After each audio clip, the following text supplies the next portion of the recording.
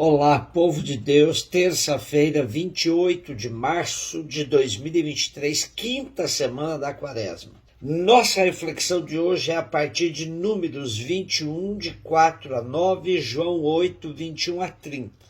Naqueles dias, os filhos de Israel partiram do Monte Hor pelo caminho que leva ao Mar Vermelho para contornarem o país de Edom. Durante a viagem, o povo começou a impacientar-se e se pôs a falar contra Deus e contra Moisés, dizendo: Por que nos fizeste sair do Egito para morrermos no deserto? Não há pão, falta água, e já estamos com nojo desse alimento miserável. Então o Senhor mandou contra o povo serpentes venenosas que os mordiam. Morreu muita gente em Israel. O povo foi ter com Moisés e disse: Pecamos falando contra o Senhor e contra ti. Roga ao Senhor que afaste de nós as serpentes. Moisés intercedeu pelo povo e o Senhor respondeu: Faze uma serpente abrasadora e coloca-a como sinal sobre uma haste. Aquele que for mordido e olhar para ela viverá. Moisés fez, pois, uma serpente de bronze, colocou-a como sinal sobre uma haste. Quando alguém era mordido por uma serpente e olhava para a serpente de bronze, ficava curado. Estamos com o livro de Números, o quarto da Bíblia, e que leva esse nome por causa do grande recenseamento do povo hebreu no deserto que aparece no seu início. O episódio da perícope de hoje ganha luz quando lemos em 2º livro dos Reis, capítulo 18, versículos de 1 seguintes, que nos apresenta a tentativa da reforma política e religiosa do rei Ezequias. Nesta reforma, aprovada por Deus, Ezequias acabou com os lugares altos, quebrou as estelas e derrubou os postes sagrados. Despedaçou também a serpente de bronze que Moisés havia feito, porque os israelitas ainda queimavam incenso diante dela. É bastante comum dizer que essa história da serpente relatada em Números serve para explicar a presença desta serpente no templo e o culto que muitos faziam dela queimando incensos. Ainda eles contavam que o povo de Israel não parava de contestar Moisés e a murmurar contra a providência de Deus. O castigo não se fez esperar, porque apareceram as serpentes ardentes que mordiam as pessoas e as faziam morrer. Mas o castigo em breve se transforma em misericórdia. A serpente de bronze erguida sobre um poste torna-se um sinal de salvação para quem a olha com fé. As serpentes eram veneradas pelos povos pagãos vizinhos. Este episódio, fora do seu contexto, poderia até ser visto como idolatria. Mas, com a mediação de Moisés, foi oferecida ao povo a possibilidade de evitar ceder aos cultos das nações pagãs por onde passar. João 8, 21, 30, disse Jesus aos fariseus: Eu parto e vós me procurareis, mas morrereis no vosso pecado. Para onde eu vou, vós não podeis ir. Os judeus comentavam: Por acaso vai se matar? Pois ele diz: Para onde eu vou, vós não podeis ir.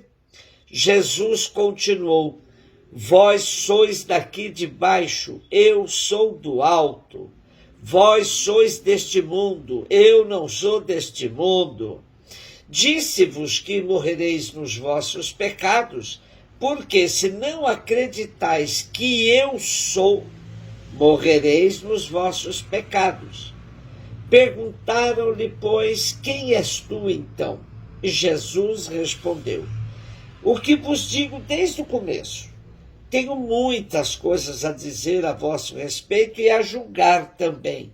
Mas aquele que me enviou é fidedigno, e o que ouvi da parte dele é o que falo para o mundo. Eles não compreenderam que lhes estava falando do Pai. Por isso Jesus continuou: quando tiverdes elevado o Filho do Homem, então sabereis que eu sou, e que nada faço por mim mesmo, mas apenas falo daquilo que o Pai me ensinou. E aquele que me enviou está comigo. Ele não me deixou sozinho, porque sempre faço o que é de seu agrado. Enquanto Jesus assim falava, muitos acreditaram nele. Estamos no contexto dos livros dos sinais, do quarto evangelho, onde Jesus vai se dando a conhecer, mas vai enfrentando cada vez mais forte rejeição da parte das autoridades religiosas judaicas. Os judeus, fechados em sua concepção religiosa, não conseguiam aceitar a divindade de Jesus, que no texto de hoje, por 2 vezes, afirma: eu sou. Na primeira, para dizer que ele é de outro plano, eu sou do alto, e na segunda, simplesmente para dizer que eles saberão que ele é o eu sou, quando for elevado. Ao dizer eu sou, Jesus se iguala ao Deus do Êxodo, que liberta o povo da escravidão e o conduz para uma vida inteiramente nova. Mas, frente à afirmação de Jesus: eu parto e vós me procurareis, mas morrereis no vosso pecado, para onde vou, vós não podeis ir, eles deduziram que ele iria se suicidar. João propõe como pecado a incredulidade, pela qual a humanidade acaba na morte, não passa à nova vida imortal. Quem rejeita Jesus incorre em culpa e por ela morrerá. Não receberá a vida que Jesus dá. Nosso texto diz que os judeus nem entendiam que Jesus falava do Pai, quando ele lhes dizia que tinha muita coisa a dizer e a julgar sobre eles. Jesus se apresentava como enviado do Pai e que tudo o que fazia e falava era para ser fiel àquele que o enviou. Jesus afirma então que eles compreenderão quem ele é quando ele for elevado, referindo-se à sua morte na cruz. Porém, se já era difícil para os judeus aceitar Jesus falando com eles, muito mais o será quando ele for elevado. A cruz era maldita e para ela somente iriam os assassinos, fora da lei, os malditos mesmo. Mas Jesus insiste que há de fato um abismo que os separa, quando afirma: vós sois daqui de baixo, eu sou do alto.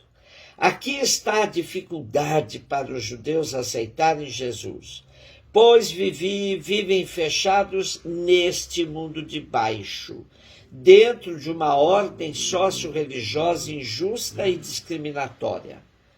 Quem não reza na cartilha deles não pode vir de Deus. Jesus os convida à fé, que eleva o olhar do homem, da humanidade, para o alto. Mas os chefes dos judeus, mais uma vez, não perceberam. Jesus é sinal de contradição e o será maximamente quando for erguido na cruz. Aí, ao realizar o projeto de salvação, revelará os pensamentos secretos dos corações e manifestará definitivamente sua identidade de filho, que diz e cumpre a vontade do Pai.